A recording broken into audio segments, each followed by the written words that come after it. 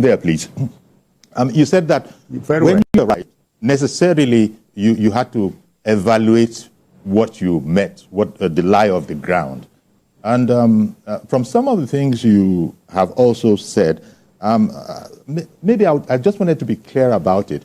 Has it been your personal finding as an expert in the field of education that the quality of education in Nigeria has fallen? Because scholarship, we used to be proud of our scholarship. Even till date, there are, instances where Nigerian scholars excel, but at the foundational level that you were mentioning just now, this figure, very worrying figure, this UNESCO report figure of 20 million Nigerian kids that need to be in school, not being in school, is that something of a crisis?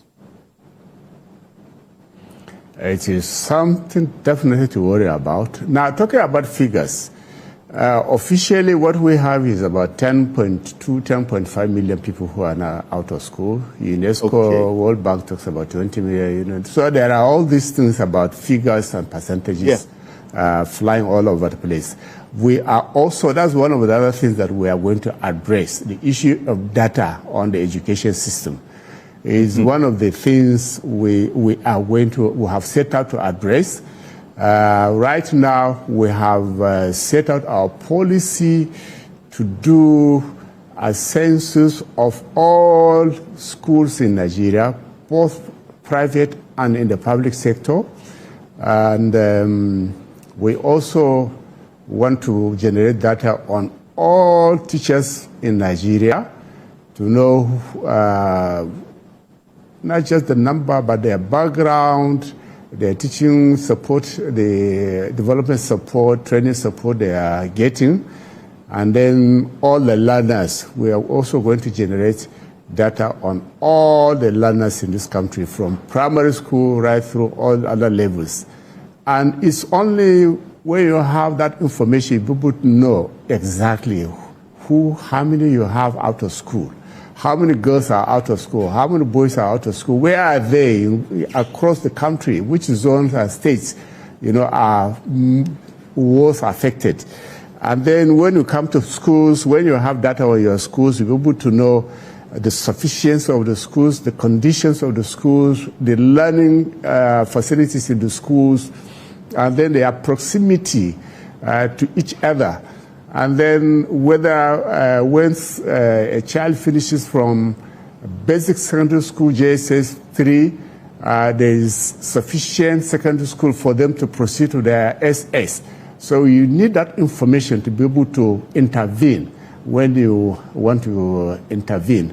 And then the teachers, as I have said again, you need to know the number of teachers you have, their profiles, whether they are actually qualified to teach as teachers, and if they are qualified, what continued professional development they are supposed to have, including, of course, their welfare and that sort of thing. Because education and society is very dynamic, so they need to be supported, they need to be motivated.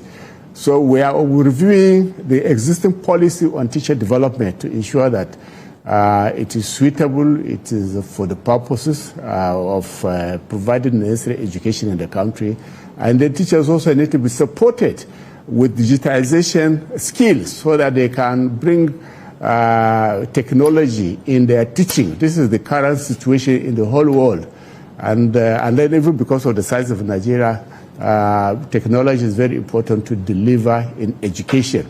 So we have a whole raft of policies that are coming up to support teachers' development and training.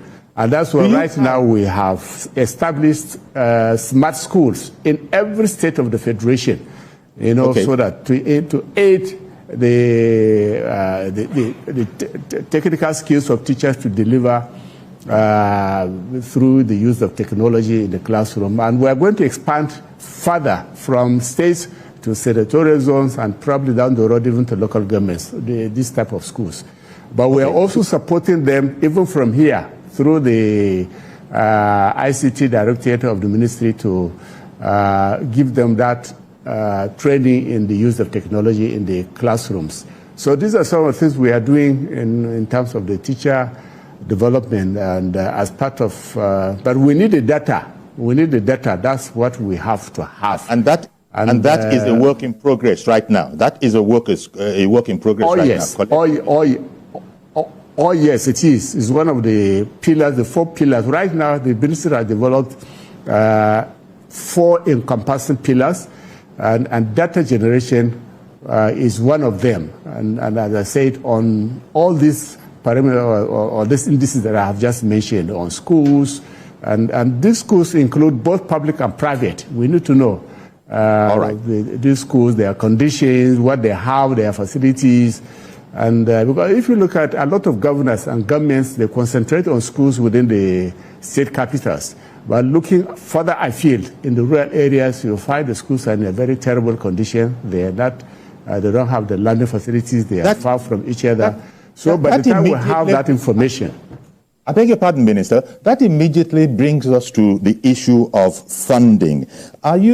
What is your impression of the allocation from our budget to education? Because all these things, you said you're establishing assets in every state of the country, bar none.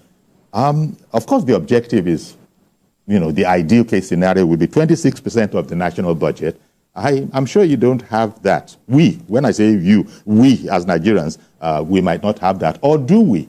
And how is this paucity of funds relative to the size of the task that you have? How is it impacting it?